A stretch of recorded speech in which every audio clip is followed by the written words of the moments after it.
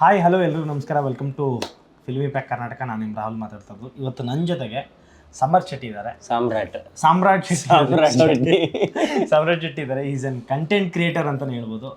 ಇವರ ಫ್ಯಾನ್ ನಾನು ಯಾವಾಗಿಂದ ಅಂತಂದರೆ, ಅಪ್ಪು ಸರ್ದು ಒಂದು ಸಾಂಗ್ ಬಿಟ್ಟಿದ್ರು, ನಟ ಸಾರ್ವಭೌಮದು. ಸೇಮ್ ಅಪ್ಪು ಸರ್ ಹೆಂಗೆ ಸ್ಟೆಪ್ ಹಾಕ್ತಾರೆ ಹಾಗೆ ಸ್ಟೆಪ್ ಹಾಕ್ತಿದ್ರು. ಇಲ್ಲ, ಟ್ರೈ ಮಾಡಿದ್ದೆ ಅಷ್ಟೇ ನಾನು ಅವ್ರ ಥರ. ಹೇಗಿದೆ? ಎಲ್ರಿಗೂ ನಮಸ್ಕಾರ. ಸೂಪರ್ ಆಗಿದ್ದೀನಿ, ನೀವು ಹೇಗಿದ್ದೀರಾ? ಚೆನ್ನಾಗಿದೆ ಸರ್. ಶಬಾಷ್ ಬಡ್ಡಿ ಮಗನೇ, ಈ ಸಿನಿಮಾದಲ್ಲಿ ನಿಮ್ಗೊಂದು ಅವಕಾಶ ಸಿಕ್ಕಿದೆ. ಯಾವ ಥರ ಯೂಸ್ ಮಾಡ್ಕೊಂಡ್ರಿ? ಹಾಕ್ಕೊಡ್ತಾ ಇದ್ರು ಪ್ರೊಡ್ಯೂಸರ್ ಅವರೇ, ಮೇಡಮ್ ಹೀರೋಯಿನ್ ಮೇಡಮ್ ಹಾಕ್ಕೊಡ್ತಾ ಇದ್ರು. ರೊಮ್ಯಾಂಟಿಕ್ ಸೀನ್ಸ್ ಇದೆಯಾ? ಇಲ್ಲ ಬಿಡಿ, ನಾನು ಆಲ್ರೆಡಿ ನನ್ನ ಬೇಬಿಗೆ ಹೇಳಿ ಇಟ್ಟಿದ್ದೀನಿ, ಹಿಂಗಿದೆ ಬೇಬಿ ಸೀನು ಅಂತ ಹೇಳಿ ಇಟ್ಟಿದ್ದೀನಿ. ಬೇಬಿಗೆಲ್ಲ ತಿಳಿಸಿ ಹೋಗಿದ್ರೆ ಮತ್ತೆ ಇಸ್ಗಾಕಬಾರ್ದಲ್ಲ, ನಾವು ನೀಟಾಗಿ ಪ್ರಿಪೇರ್ ಮಾಡಿ ಬೇಬಿ ಹಿಂಗಿರತ್ತೆ ಸೀನು ಅಂತ ಎಲ್ಲ ಹೇಳಿ ರೆಡಿ ಮಾಡಿ ಇಟ್ಟಿದ್ದೀನಿ. ಆದ್ರೂ ಹೇಳ್ತಾ ಇದ್ಲು, ನಾನು ನೋಡಲ್ಲ ನಿನ್ ಪಿಕ್ಚರ್ನ ಅಂತ ಹೇಳ್ತಾ ಇದ್ಲು. ನೀನ್ ನೋಡ್ಲೇಬೇಕು ಅಂತ ಹೇಳ್ಕೊಬರ್ತೀನಿ ಅಂತ ಹೇಳಿದೀನಿ.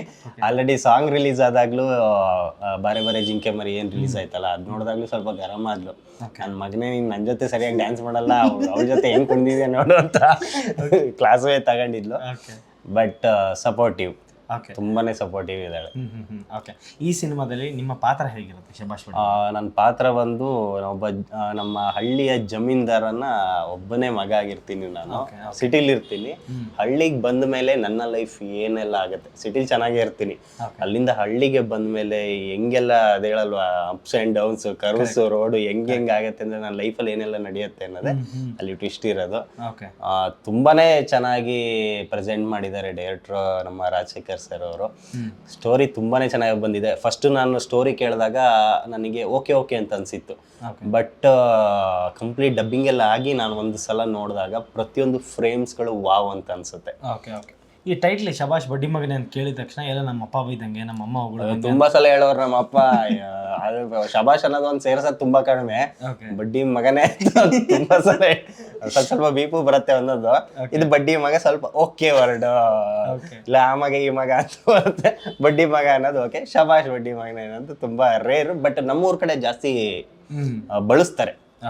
ಶಬಾಷ್ ಬಡ್ಡಿ ಮಗನೇ. ಹೌದು. ಈ ಸಿನಿಮಾ ರಿಲೀಸ್ ಆದ್ರೆ ನಿಮ್ ಬೇಬಿ ಎಷ್ಟು ಕೋಪ ಮಾಡ್ಕೊಂಡಿರ್ತಾರೆ ಅಂತ? ಯಾಕಂದ್ರೆ ಇದರಲ್ಲಿ ಜಾಸ್ತಿ ಇಲ್ಲ, ಒಂದ್ ಸೀನ್ ಇದೆ. ಬಟ್ ನನ್ ಬೇಬಿ ಅಷ್ಟು ಖುಷಿ ಯಾರು ಪಡಲ್ಲ, ಅಂದ್ರೆ ನಮ್ಮ ಫ್ಯಾಮಿಲಿ ಅವರು ಅಷ್ಟು. ಅವಳು ಕಾಯ್ತಾ ಇದ್ದಾಳೆ ಮೂವಿಗೋಸ್ಕರ, ಕಾಯ್ತಾ ಇದ್ದಾಳೆ.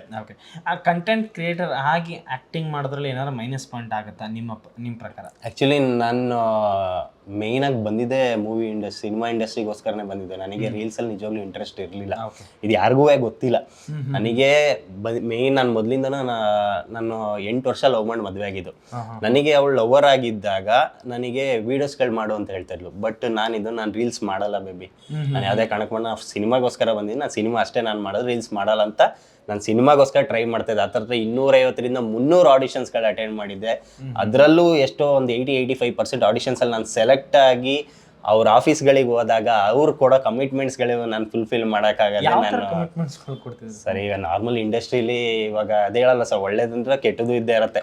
ಈಗ ಅರ್ಧ ಪ್ರೊಡ್ಯೂಸರ್ ಆಗಿ ಇಷ್ಟು ದುಡ್ಡು ಹಾಕಿ ಆ ಥರ ಕಮಿಟ್ಮೆಂಟ್ಗಳು ಇನ್ನೂ ಒಂದೊಂದಿದೆ, ಅದೆಲ್ಲ ಹೇಳಕ್ ಹೋಗಲ್ಲ ನಾನು. ಸೊ ಅದು ಯಾವ್ದು ನಾನು ಫುಲ್ಫಿಲ್ ಮಾಡೋಕ್ಕಾಗದೆ ನಾನು ಎಲ್ಲ ರಿಜೆಕ್ಟ್ ಆಗ್ತಾ ಇದ್ದೆ. ಅದರಲ್ಲೂ ಒಂದು ನನ್ನ ಫಸ್ಟ್ ಮೂವಿ ತುಂಬಾ ಅಂದ್ರೆ ತುಂಬಾ ಚಿಕ್ಕ ಕ್ಯಾರೆಕ್ಟರ್, ಬೀರ್ಬಲ್ ಅನ್ನೋ ಒಂದು ಮೂವಿಲಿ ನಾನು ಆಕ್ಟ್ ಮಾಡಿದ್ದೆ, ಶ್ರೀನಿ ಸರ್ದು. ಬಟ್ ನಮ್ಮ ತಂದೆ ತಾಯಿ ಅವ್ರಿಗೆ ಎಲ್ರಿಗೂ ಹೇಳಿದ್ದೆ, ನಾನು ಒಂದು ಸೀನ್ ಇದೆ ತುಂಬಾ ಚೆನ್ನಾಗಿದೆ, ಹೋಗಿ ನೋಡಿ ಅಂದಿದ್ದೆ. ಸೀನೇ ಇರಲಿಲ್ಲ. ನಮ್ಮ ಮನೆಯವರೆಲ್ಲ ಹೋಗಿದ್ರು, ಫಸ್ಟ್ ಡೇ ಪರಿಚಯವಾಗಿದ್ರು. ನಾನು ಬೆಂಗಳೂರಲ್ಲಿ ಹೋಗಿದ್ದೆ, ನಮ್ಮ ಮನೆಯವರೆಲ್ಲ ಹಾಸನದಲ್ಲಿ ಹೋಗಿದ್ರು. ನಾನು ಹೋಗಿ ನೋಡಿದ್ರೆ ಸೀನೇ ಇಲ್ಲ. ಅದಾದ್ಮೇಲೆ ಯೂಟ್ಯೂಬಿಗೆ ಬಿಟ್ರು, ಅದರಲ್ಲೂ ಹುಡುಕ್ದೆ, ನನ್ನ ಸೀನೇ ಇಲ್ಲ. ಸೊ ತುಂಬಾನೇ ಬೇಜಾರಾಯ್ತು. ಬಟ್ ಅದಾದ್ಮೇಲೆ ನಂಗೆ ಒಂದು ಸೀರಿಯಲ್ ಅವಕಾಶ ಸಿಕ್ತು, ಮರಳಿ ಬಂದಳು ಸೀತೆ ಅಂತ, ಸ್ಟಾರ್ ಸುವರ್ಣದಲ್ಲಿ ಬರ್ತಾ ಇತ್ತು. ಅದು ಮೇನ್ ಆಗಿ ಖುಷಿ ಅಂದ್ರೆ ರಾಘವೇಂದ್ರ ರಾಜ್ಕುಮಾರ್ ಸರ್ ಪ್ರೊಡ್ಯೂಸರ್ ಅದರದ್ದು, ಪೂರ್ಣಿಮಾ ಎಂಟರ್ಪ್ರೈಸಸ್. ಅದು ಹೀರೋ ಅಲ್ಲ, ಸೆಕೆಂಡ್ ಹೀರೋದು ಫ್ರೆಂಡ್ ಕ್ಯಾರೆಕ್ಟರ್ ನಾನು ಮಾಡ್ತಾ ಇದ್ದೆ. ಕಂಟಿನ್ಯೂಟಿ ರೋಲ್ ಇತ್ತು. ಓಕೆ ಅನ್ನೋದಷ್ಟರಲ್ಲಿ ಲಾಕ್ಡೌನ್ ಬಂದು ಸೀರಿಯಲ್ ವೈಂಡ್ ಅಪ್ ಆಯ್ತು. ನಮ್ಮ ಮನೆ ಬರೋನೇ ಹಿಂಗೆ ಅಂತ ಲಗೇಜ್ ಗೀಜೇಜ್ ಎಲ್ಲ ಪ್ಯಾಕ್ ಮಾಡ್ಕೊಂಡು ಹಾಸನ್ಗೆ ಹೋದೆ.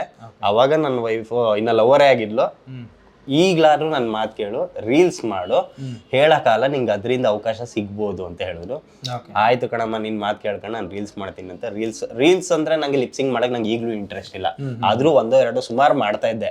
ಬಟ್ ನಾನು ನನ್ನ ಟ್ಯಾಲೆಂಟ್ ಏನಿದೆ ನಾನು ಅದನ್ನ ತೋರಿಸ್ತಾ ಇದ್ದೆ, ಡ್ಯಾನ್ಸ್ ಅಲ್ಲಿ ತೋರ್ಸೋಣ ಅಂತ. ಅದರಲ್ಲೂ ಸ್ವಲ್ಪ ಡಿಫ್ರೆಂಟ್ ಆಗಿ ಮಾಡೋಣ ಅಂತ ಅಪ್ಪು ಸರ್ದು, ಜೂನಿಯರ್ NTR ಸರ್ದು ಆಗಿರೋದು, ಅಲ್ಲು ಅರ್ಜುನ್ ಸರ್ದು ಅವ್ರದ್ದು ವಿಡಿಯೋಸ್ಗಳನ್ನ ಅರ್ಧ ಕಟ್ ಮಾಡೋದು, ಈ ಕಡೆ ನಾನು ಜಾಯಿನ್ ಮಾಡ್ಕೊಂಡು ಅವ್ರ ತರನೇ ಬಟ್ಟೆಗಳು ಹಾಕೊಂಡು ಅವ್ರ ತರ ಮಾಡಕ್ಕಾಗದಿದ್ರು ಅಟ್ಲೀಸ್ಟ್ ಸ್ವಲ್ಪ ಒಂದು 20% ನಾನು ಟ್ರೈ ಮಾಡ್ತಾ ಇದ್ದೆ. ಆ ವಿಡಿಯೋಸ್ಗಳು ಚೆನ್ನಾಗಿ ವೈರಲ್ಗಳಾಗಕ್ಕೆ ಸ್ಟಾರ್ಟ್ ಆಯ್ತು. ಅದಾದ್ಮೇಲೆ ಕಾಮಿಡಿ ವಿಡಿಯೋಸ್ಗಳಾಯ್ತು, ಮದುವೆ ಆಯ್ತು, ಹೆಂಡ್ತಿನ ಎಳ್ಕೊಂಡ್ಬಂದು ವಿಡಿಯೋ, ಅವಳಿಗೆ ಇಂಟ್ರೆಸ್ಟ್ ಇಲ್ಲದಿದ್ರು ಎಳ್ಕೊಂಡ್ಬಂದು ವಿಡಿಯೋಸ್ಗಳನ್ನ ನಾನು ಮಾಡ್ತಾ ಇದ್ದೆ. ಆ ವಿಡಿಯೋಸ್ಗಳು ವೈರಲ್ ಆದಾಗ ಏನಾಯ್ತು, ನಮ್ಮ ಪ್ರೊಡ್ಯೂಸರ್ ಸರ್ ವಿಡಿಯೋಸ್ಗಳು ನೋಡಿ ಕಾಲ್ ಮಾಡಿ ಒಂದು ವರ್ಷದ ಈ ಮೂವಿ ಸ್ಟಾರ್ಟ್ ಆಗಿ ಒಂದು ವರ್ಷದ ಮುಂಚೆ ನನಗೆ ಹೇಳಿದ್ರು ಹಿಂಗೊಂದು ಅವಕಾಶ ಕೊಡ್ತೀನಿ ಅಂತ. ಬಟ್ ಈ ಮೂವಿ ಸ್ಟಾರ್ಟಿಂಗ್ ಟೈಮಲ್ಲಿ ಪಾಪ ಅಂತ ಒಂದು ಚಾನ್ಸ್ ಕೊಟ್ರು ಸೆಕೆಂಡ್ ಹೀರೋ ಆಗಿ. ಫಸ್ಟ್ ಅವ್ರು ನಾನೇ ಹೀರೋ ಅನ್ಕೊಂಡಿದ್ದೆ ಫಸ್ಟ್, ಆಮೇಲೆ ಇಲ್ಲಿಗೆ ಬಂದ್ಮೇಲೆ ಗೊತ್ತಾಯ್ತು ಇಲ್ಲ ಕಣಪ್ಪ ನೀನ್ ಸೆಕೆಂಡ್ ಹೀರೋ. ಆಯ್ತು ಸರ್ ಅಟ್ಲೀಸ್ಟ್ ಸೆಕೆಂಡ್ ಹೀರೋ ಅಂದ್ರೆ ಸೆಕೆಂಡ್ ಅಲ್ಲೇನೋ ಬಂದೋಗ್ತೀನಿ ಏನೋ ಅಂದಿದ್ದೆ. ಇಲ್ಲ ತುಂಬ ಹೊತ್ತಿದೆ ನಿಂಗೆ ಅಂತ ಒಂದು ಸಪ್ರೇಟ್ ಹೀರೋಯಿನ್ ಅಂತ ಖುಷಿ ಇದೆ, ನಿಂಗೆ ಒಂದು ಸಪ್ರೇಟ್ ಸಾಂಗ್ ಇದೆ ಅಂತ ಇನ್ನೂ ಖುಷಿ ಅದೇ, ಇದಕ್ಕಿಂತ ಇನ್ನೇನು ಬೇಕು ಅಂತ ಖುಷಿ ಅದ. ಈಗ ನೀವು ಕಂಟೆಂಟ್ ಕ್ರಿಯೇಟರ್ ಆದಮೇಲೆ ನಿಮ್ಗಂತ ಸಂಪಾದನೆ ಎಷ್ಟು ಬರುತ್ತೆ, ಪ್ಲಸ್ ನೀವು ಪ್ರಮೋಷನ್ಸ್ಗಳಿಗೆ ಹೋದ ಹಂಗೆ ಅದು ಹೆಂಗೆ ಜೀವನ ನಡೆಯುತ್ತೆ ಅಂತ? ಸರಿ, ನಾನು ಫಸ್ಟು ಕೊರಿಯೋಗ್ರಾಫರ್ ಆಗಿ ವರ್ಕ್ ಮಾಡ್ತಾ ಇದ್ದೆ ಹಾಸನದಲ್ಲಿ. ನಮ್ಮದೇ ಅಂತ ಒಂದು ಡ್ಯಾನ್ಸ್ ಸ್ಟುಡಿಯೋ ಇತ್ತು. ನನ್ನ ಜೀವನ ನಡೀತಾ ಇದ್ದಿದೆ ಅದರಲ್ಲಿ. ಸೊ ನನ್ನ ಟ್ಯಾಲೆಂಟ್ ಏನಿದೆ ಅದ್ರ ಮುಖಾಂತರ ಹೋಗ್ತಿದೆ. ಬೆಂಗಳೂರಿಗೆ ಬಂದಾಗ ನಾನು ಆ್ಯಕ್ಟಿಂಗೋಸ್ಕರ ಬಂದೆ, ಬಟ್ ಸೋಷಿಯಲ್ ಮೀಡಿಯಾ ಕೈ ಹಿಡಿತು. ಸೊ ಪ್ರಮೋಷನ್ಸ್ ಅಂತ ಮಾಡ್ತಾ ಇದೆ. ಸೊ ಇವಾಗ ನೀವು ಹೇಳೋದು ಸಂಪಾದನೆ ಅಂತ ಹೇಳಿದ್ರೆ, ಆ್ಯಕ್ಚುಲಿ ನಾನು ನಿಜವಾಗ್ಲೂ ಟು ಬಿ ಫ್ರ್ಯಾಂಕ್ ಹೇಳೋದಾದ್ರೆ ನಾನು ಊಟ ಮಾಡ್ತಿರೋದೇ ಜನರುಗಳಿಂದನೇ. ಅವ್ರುಗಳು ನೋಡೋ ನನ್ನ ವ್ಯೂಸ್ ಆಗಿರ್ಬೋದು, ಅವರಿಂದನೇ ನಾನು ಈ ಒಂದೊಂದು ಅಕ್ಕಿಯ ಒಂದು ಊಟ ಮಾಡ್ತಾ ಇದ್ದೀನಿ ಅಂದ್ರು ಅದು ಅವರಿಂದಾನೆ. ಸೊ ಬಟ್ ನಾನು ಅವ್ರಿಗೆ ಎಂಟರ್ಟೈನ್ಮೆಂಟ್ ಮುಖಾಂತರ ವಿಡಿಯೋಸ್ಗಳನ್ನ ತಲುಪಿಸ್ತಾ ಇದ್ದೀನಿ. ಅವ್ರು ನೋಡ್ತಾ ಇದ್ದಾರೆ, ಅದರಿಂದ ನಂಗೆ ಇನ್ಕಮ್ ಅಂತ ಬರ್ತಾ ಇದೆ. ಎಷ್ಟು ಅಂತ ಅಂದ್ರೆ ಅದು ಅಮೌಂಟ್ ಹೇಳಕ್ಕಾಗಲ್ಲ ಸರ್, ಯಾಕಂದ್ರೆ ಈ ತಿಂಗಳು ಒಂದು ಬಂದ್ರೆ ಮುಂದಿನ ತಿಂಗಳು ಅದ ಕೆಳಗೆ ಹೋಗಿರುತ್ತೆ ಅಥವಾ ಜಾಸ್ತಿನೇ ಬಂದಿರುತ್ತೆ, ಹೆಂಗೆ ಅಂತ ಅನಲೈಸ್ ಮಾಡೋಕ್ಕಾಗಲ್ಲ. ದಿಸಕ್ಕೆ ಎಷ್ಟು ವಿಡಿಯೋ ಮಾಡ್ಬೇಕಂತ ಏನಾದ್ರು ಪ್ಲಾನ್ ಇಟ್ಕೊಂಡು ಮಾಡ್ತೀರಾ ಸರ್? ಹೆಂಗೆ ಅಂದರೆ ನಾನೇನು ಮಾಡ್ತೀನಿ, ನಮ್ಮ ಊರಿಗೆ ಏನಾರು ಹೋದಾಗ ಫ್ಯಾಮಿಲಿ ಕಂಟೆಂಟ್ ನನ್ನ ಜನರುಗಳು ನಾನು ಓಪನ್ ಆಗಿ ಹೇಳ್ಬಿಡ್ತೀನಿ. ಇವಾಗ ನನ್ನ ವೀಡಿಯೋಸ್ಗಳು ತುಂಬ ಚಿಕ್ಕ ಮಕ್ಕಳಿಂದ ದೊಡ್ಡವ್ರವರೆಗೂ ನೋಡ್ಬೋದು. ಯಾಕೆಂದರೆ ನಾನು ಯಾವುದೇ ರೀತಿಯ ಅವರಿಗೆ ಮುಜುಗರ ಆಗೋ ಥರ ನನ್ನ ವೀಡಿಯೋಸ್ಗಳು ನಾನು ಮಾಡಲ್ಲ, ವಲ್ಗಾರಿಟಿ ಅನ್ನೋದಿಲ್ಲ. ತುಂಬ ಅಂದರೆ ಈ ಮಾತು ಏನು ಕೇಳಿದೆ ಅಂದರೆ, ಕಂಟೆಂಟ್ ಕೊಡ್ತಾರೆ ಕೆಲವೊಬ್ರು, ಅದನ್ನ ಟ್ರೋಲ್ ಮಾಡ್ತಾರೆ, ಪ್ಲಸ್ ಸೋಷಿಯಲ್ ಮೀಡಿಯಾದಲ್ಲಿ ಹಾಕೊಂಡು ಉಜ್ಜಾಡ್ಬಿಡ್ತಾರೆ. ನಾನು ಬಾಯ್ ಬಿಟ್ಟು ಹೇಳ್ತೀನಿ, ಸೋನುಗೂಡನ ಇರ್ಬೋದು, ಕೆಲವರು ಅಂಥ ವೀಡಿಯೋಸ್ಗಳು ಹಾಕ್ತಾರೆ. ಅಂಥ ವೀಡಿಯೋಸ್ಗಳು ಹಾಕಿದ್ರು ಜನ ಎಲ್ಲೋ ಕಲ್ಪಿಟ್ ಆಗ್ತಾರೆ. ನೀವು ಗಂಡ ಹೆಂಡತಿ ಇಬ್ರು ಮಾಡ್ತೀರ, ನಿಜವಾಗ್ಲೂ ನಮ್ಮಮ್ಮ ಕೂಡ ನಿಮ್ಮ ಫ್ಯಾನ್. ಅದೇ ನಾನು ಹೇಳೋದಲ್ಲ, ಚಿಕ್ಕ ಮಕ್ಕಳಿಂದ ವಯಸ್ಸಾದವರು ಕಂಪ್ಲೀಟ್ ಹೊರಗಡೆ ಹೋದಾಗ ಏಜ್ಡ್ ಪರ್ಸನ್ಸ್ಗಳು ನಮ್ಮನ್ನ, ತಾತ ಅಜ್ಜಿಗಳು ನಮ್ಮನ್ನ ಗುರ್ತಿದ್ ಮಾತಾಡಿಸ್ತಾರೆ. ನೀವು ಗಂಡ ಹೆಂಡತಿ ವಿಡಿಯೋ ಮಾಡ್ತಿರಲ್ಲ, ಬೇಬಿ ತಾನೇ ನೀವು ಅಂತಾರೆ. ಯಾಕಂದ್ರೆ ನಾನು ಯಾರೋ ಸಾಮ್ರಾಟ್ ಶೆಟ್ಟಿ ಅಂತ ಕರೆದು ಹೇಳಲ್ಲ, ಬೇಬಿ ಬೇಬಿ ಬೇಬಿ ಅಂತ ಜೋರಾಗಿ ಕೇಳಿಸ್ತಾರೆ ರೋಡಲ್ಲಿ. ಮತ್ತೆ ನಾನು ಹೇಳದ್ನಲ್ಲ, ನಂದು ಯಾವುದೇ ಒಂದು ಡೈಲಾಗ್ ಹೇಳ್ಬೇಕಂದ್ರೆ ತುಂಬ ಯೋಚನೆ ಮಾಡಿ ನಾನು ಬರೀತೀನಿ ನನ್ನ ಸ್ಕ್ರಿಪ್ಟಿಗೆ, ನಾನು ನನ್ನ ಕಂಟೆಂಟ್ ಇದು ಮಾಡಬೇಕಾದ್ರೆ, ಯಾಕಂದ್ರೆ ಮುಜುಗರ ಆಗಬಾರ್ದು ಅಂತ. ಹಾಗಾಗಿ ಜಾಸ್ತಿ ನನ್ನ ಫ್ಯಾಮಿಲಿ ಓರಿಯೆಂಟೆಡ್, ನಾನು ಫ್ಯಾಮಿಲಿ ಮೆಂಬರ್ಸ್ಗಳು ತುಂಬ ಜನ ಇಷ್ಟಪಡ್ತಾರೆ. ಇವಾಗ ನಿಮ್ಮ ತಾಯಿಯವರು ಹೆಂಗೆ ಹೇಳಿದ್ರಿ ಅದೇ ಥರನೇ ಫ್ಯಾಮಿಲಿಗಳು ಇಷ್ಟಪಡೋ ಥರನೇ ನಾನು ವೀಡಿಯೋಸ್ಗಳನ್ನ ನಾನು ಮಾಡೋದು. ನಿಮ್ದು ಇನ್ನೊಂದು ರೀಲ್ ಜಾಸ್ತಿ ಹೊಡಿತು, ನಿಮ್ಮ ಅಮ್ಮ ಅಥವಾ ಅದೇ ತೊಂದರೆ ಕೊಡೋದಾಗ್ಲಿ ಅಥವಾ ಅವ್ರು ಬಂದು ತೊಂದರೆ ಕೊಡೋದಾಗ್ಲಿ, ಇಬ್ರು ಆಮೇಲೆ ಲಾಸ್ಟಲ್ಲಿ ಒಂದಾಗ್ತೀರಿ ಗಂಡ ಹೆಂಡತಿ ಇಬ್ರು. ಆ ಥರ ಕಂಟೆಂಟ್ಗಳು ಜಾಸ್ತಿ ಇಷ್ಟಪಡ್ತಾರೆ ನಮ್ಮ ಮನೇಲಿ. ನೀವು ಪ್ಲಾನ್ ಹೇಗೆ ಮಾಡ್ತೀರಾ? ಫ್ಯಾಮಿಲಿ ಓರಿಯೆಂಟೆಡ್ ಥರದ್ದೇ ಯಾವ ಥರ ರೀಚ್ ಆಗ್ಬೇಕು? ನೀವು ಅವಾಗಲೇ ಕೇಳಿದ್ರಿ ಅಂದರೆ ನೀವು ಎಷ್ಟು ವೀಡಿಯೋಸ್ಗಳು ಮಾಡ್ತೀರ ಅಂತ ಹೇಳಿದ್ರಲ್ಲ. ಈಗ ನಾನು ಹಾಸನಿಗೆ ಹೋದಾಗ ಏನು ಮಾಡ್ತೀನಿ, ನಮ್ಮ ಅಪ್ಪ ಅಮ್ಮ ಎಲ್ಲ ಹಾಸನದಲ್ಲಿರೋದು, ನಾನು ನನ್ನ ವೈಫು ಇಲ್ಲಿ ಇರೋದು ಬೆಂಗಳೂರಲ್ಲಿ. ಹಾಸನ್ಗೆ ಹೋದಾಗ ಏನು ಮಾಡ್ತೀನಿ, ಹೊರಡಕ್ಕೂ ಒಂದು ವಾರದ ಮುಂಚೆ ಪ್ಲಾನ್ ಮಾಡ್ಕೊಳ್ತೀನಿ. ಎಷ್ಟು ದಿನ ಇರ್ತೀನಿ, ಒಂದು ವಾರ ಇರ್ತೀನ, ಒಂದು 30 ವೀಡಿಯೋ ಮಾಡ್ಕೊಬೋಣ ಅಂತ. ನನ್ನ ಹೆಂಡತಿಗೆ ಇಷ್ಟ ಅಲ್ಲ, ನಾನು ವೀಡಿಯೋ ಅಂದರೆ ವೀಡಿಯೋನ ಅಂತ ಹೇಳೋಳು. ಸೊ ನಾನು ಏನು ಮಾಡ್ತೀನಿ, ಒಂದಿಷ್ಟು ಲಿಸ್ಟ್ ಮಾಡ್ಕೊಳ್ತೀನಿ. ಒಂದೇ ದಿನದಲ್ಲಿ ಎಲ್ಲರೂ ಕೂರಿಸ್ಕೊಂಡು ಕಂಪ್ಲೀಟ್ ಒಂದಿಷ್ಟು ವೀಡಿಯೋಸ್, ಒಂದು ದಿನದಲ್ಲಿ ಒಂದು 5-6 ವೀಡಿಯೋಸ್ ಅಂತ ಮಾಡ್ಕೊಳ್ತೀನಿ.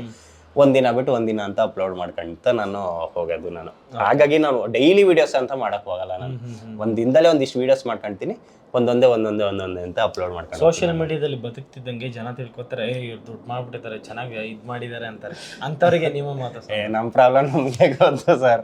ಹೆಂಗೆ ಅಂದರೆ, ನಾನು ಅದೇ ಹೇಳದ್ನಲ್ಲ, ನಾನು ಈಗಲೂ ಬದುಕ್ತಾ ಇರೋದು ಸೋಷಿಯಲ್ ಮೀಡಿಯಾಯಿಂದಾನೆ. ನಾನು ಒಂದು ಊಟ ಮಾಡ್ತಾ ಇದ್ದೀನಿ ಅಂದರೆ ಜನರುಗಳಿಂದಾನೆ. ಸೊ ಬಟ್ ನಮ್ಗೇನು ಈಸಿ ಅಂತ ಹೇಳಲ್ಲ. ತುಂಬಾ ಜನ, ಎಷ್ಟೋ ಜನ ನನ್ನ ಎದುರುಗಡೆ ಡೈರೆಕ್ಟಾಗಿ ಹೇಳ್ದವ್ರು ಇದ್ದಾರೆ. ಸರ್ ನಾನು ಮುಂಚೆ ಇವ್ರಿಗೇನು ದುಡ್ಡು ಬರುತ್ತೆ, ಈಸಿ ವಿಡಿಯೋ ಎಲ್ಲ ಈಸಿ ಅಂತ ಅನ್ಕೊಂಡಿದ್ದೆ. ಬಟ್ ನಿಮ್ಮನ್ನ ಡೈರೆಕ್ಟ್ ಆಗಿ ನೋಡಿದಾಗ, ಇವಾಗ ಎಷ್ಟು ಜನ ನನ್ನ ಪ್ರಮೋಷನಿಗೆ ಕರೆದಾಗ ನಾನು ಸ್ಕ್ರಿಪ್ಟ್ ಬರೆಯೋದಾಗಿರ್ಬೋದು, ಯೋಚನೆ ಮಾಡಿ 2-3 ಹಚ್ಚು ಚೆನ್ನಾಗಿಲ್ಲ ಡೈಲಾಗ್ ಅಂತ ಇನ್ನೊಂದು ಡೈಲಾಗ್ ಇದು ಬರ್ಕೊಂಡು ಅವ್ರಿಗೆ ಆ ಸ್ಕ್ರಿಪ್ಟ್ನ ಹೇಳಿ ಅವ್ರ ಹತ್ರ ಓಕೆ ಮಾಡಿಸಿ ನಾನು ಕಂಪ್ಲೀಟಾಗಿ ಒಂದು ವಿಡಿಯೋ ಮಾಡಿ ಅದನ್ನ ಎಡಿಟ್ ಮಾಡಿ ಡಬ್ಬಿಂಗ್ ಮಾಡಿ ಅದು ಅಪ್ಲೋಡ್ ಮಾಡೋದಷ್ಟು ನಮ್ಗೆ ಅರ್ಧ ಜೀವ ಆಗೋಗಿರುತ್ತೆ.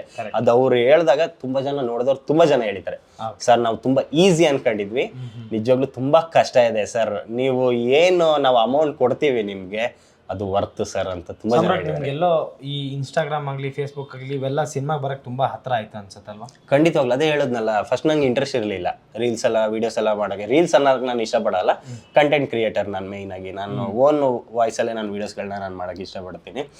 ಸೊ ನನ್ನ ವೈಫ್ ಹೇಳಿದ್ಲು, ಈ ವಿಡಿಯೋ ಮಾಡು, ಹೇಳಕ್ಕಲ್ಲ ನಿಂಗೆ ಇದರಲ್ಲಿ ಏನೋ ಚೇಂಜ್ ಆಗ್ಬೋದು ಅಂತ. ನಾನು ಆ್ಯಕ್ಟಿಂಗೋಸ್ಕರ ಬಂದೆ, ಸೋಷಿಯಲ್ ಮೀಡಿಯಾ ನನಗೆ ಕೈ ಹಿಡಿತು ನನಗೆ. ಅದರಿಂದ ನೋಡಿ ಇವಾಗ ಮೂವಿ ಎಷ್ಟು ಚಾನ್ಸ್ ಸಿಕ್ತು, ಇನ್ನೆಲ್ಲೆಲ್ಲಿ ತಗೊಂಡೋಗ್ತಾ ಗೊತ್ತಿಲ್ಲ ನನಗೆ. ಸರ್ ನಿಜವಾಗ್ಲೂ ತುಂಬಾ ಚಿಕ್ಕದಲ್ಲ, ತುಂಬಾ ದೊಡ್ಡ ಆಸೆ ಕನಸುಗಳನ್ನ ಹಿಡ್ಕೊಂಡು ನಾನು ಬಂದವನು ನಾನು ಇಂಡಸ್ಟ್ರಿಗೆ. ಜನರುಗಳು ಯಾವ ಥರ ಸ್ವೀಕಾರ ಮಾಡ್ತಾರೋ ಗೊತ್ತಿಲ್ಲ.